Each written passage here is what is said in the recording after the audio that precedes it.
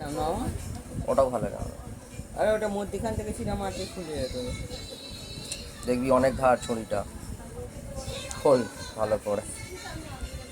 এরা ছিটারে ছিটারে চিমকিটা কি করবি? এ কি বলে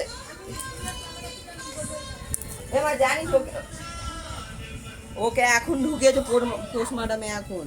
এই চুপ কর।